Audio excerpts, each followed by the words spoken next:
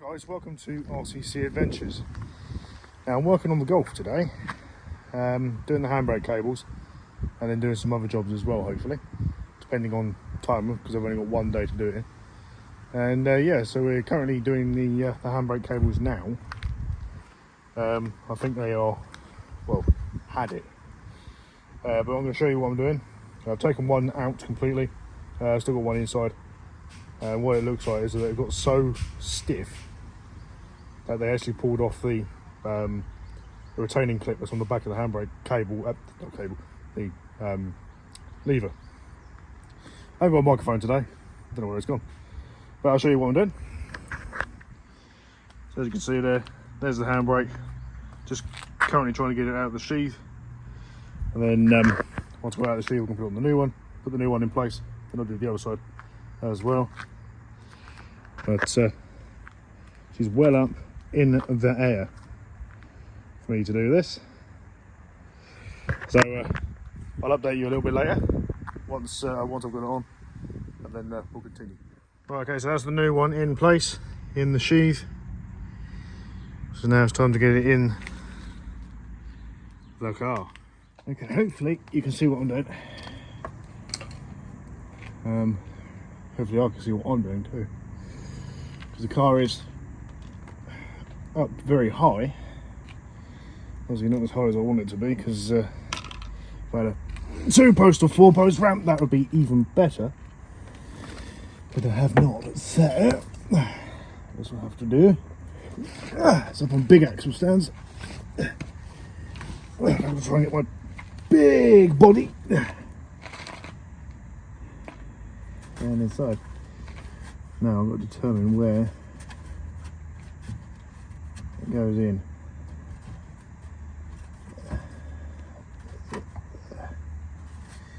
Yeah.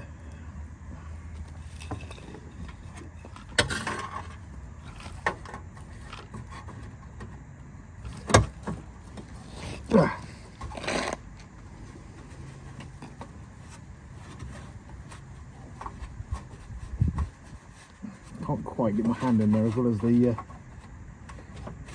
ting. If I had the heat shield on, I might be able to see what I'm doing.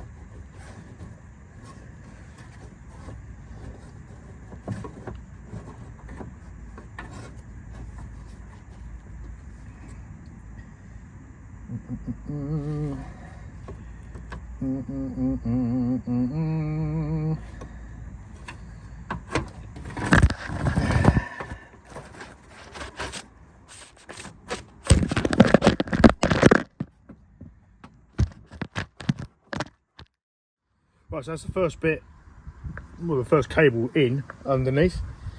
Had to get some WD-40 out to rubber up the, or lube up the rubber that goes under the car. But it's all in place, as you can see,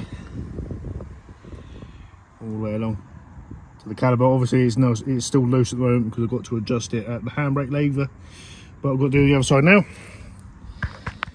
Now, because I haven't got a holder and I haven't got a microphone, pretty useless really, but that's you know that from me. I hope you still enjoy this kind of content anyway. Right, so let's get on to the other side, and then that should be handbrake cables done. Right, so that's both handbrake cables in the car now. Now we've got to connect it to the lever. So lovely shiny blue one this side and the other side, all buttoned up to the back of the caliper. Now it's time to do the lever, and then we can move on to try and sort the exhaust out. Because the exhaust is now blowing because I ran over what was a chain shackle that comes off a lorry. You know, they've got chains when they tighten it up. That came off the lorry, bounced underneath the car, and then now the exhaust blows. So we'll try and sort that. Added things that I didn't expect to do, try and sort out the paintwork as well. Yeah, fun. Right, okie dokie. Right, the cables are in. It's connected to the lever. I will show you.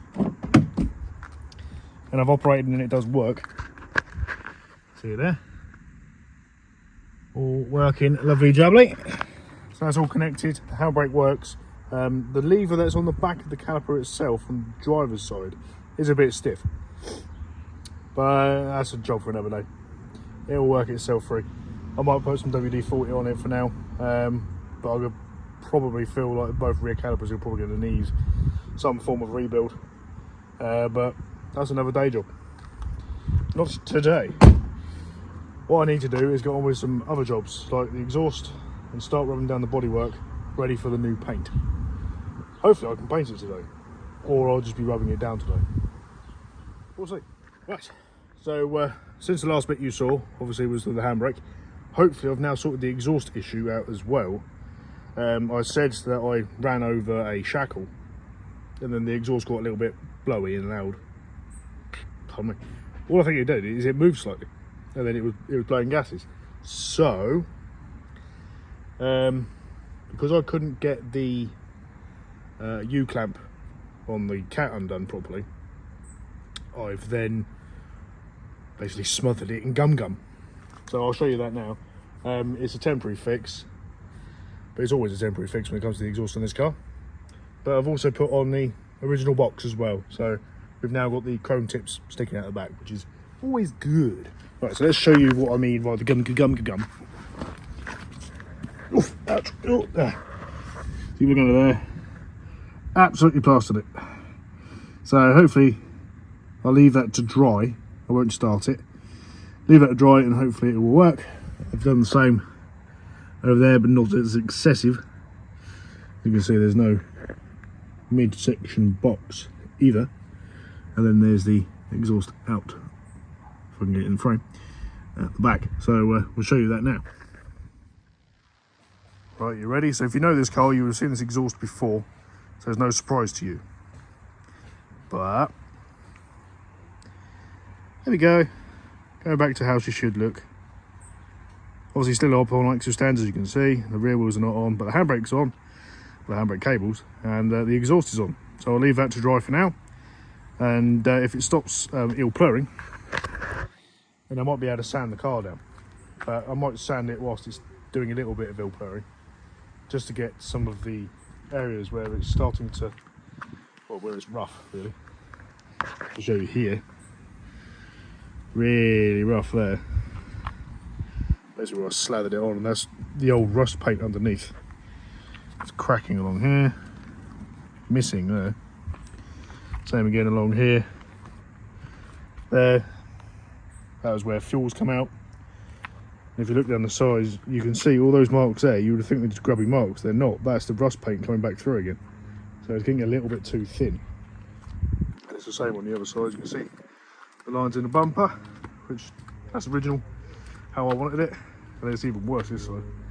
So all of that panel there, on that door, that's old rust paint. And it looks even worse in camera. So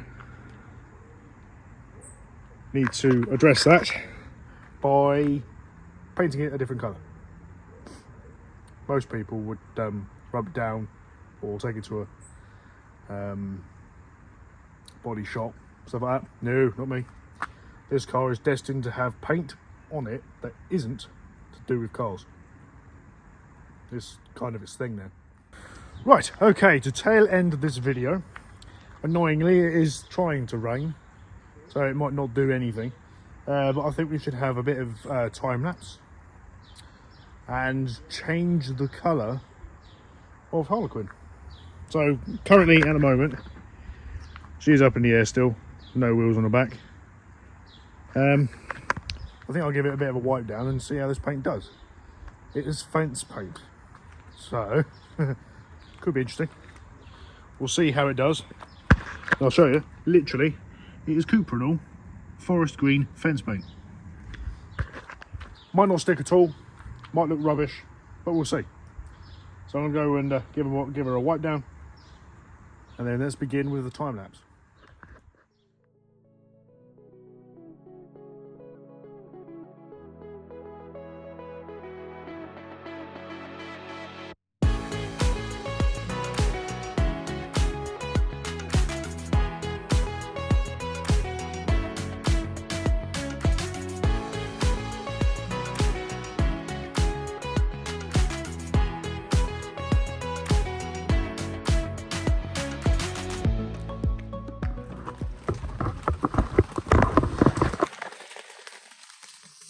Right. So, yeah. We're going to end the video there. Luckily I've got the main jobs that I needed to do done. So the handbrake and the exhaust. I haven't started it yet, so I don't know if it's still blowing yet or not. But I'll have to wait. I was going to do a bit of time lapse with some painting. As you can tell, the weather kicked in. So haven't had rain for a very, very long time. It's been bloody hot.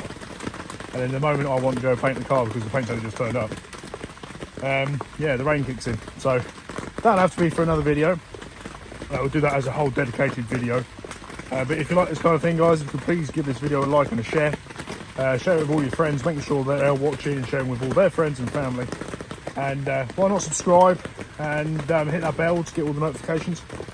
And yeah, so Harlequin's had a bit more work done to it. I've still got to do the front wheel bearings, but I need to actually order the bearings themselves. I've got the hubs, but I need the bearings.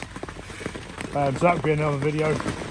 So from the rain in England, from Harlequin, the V5, beautiful car. That was supposed to be green, but it's still black. And from me, who is sobbing wet, I'll catch you later. Cheers.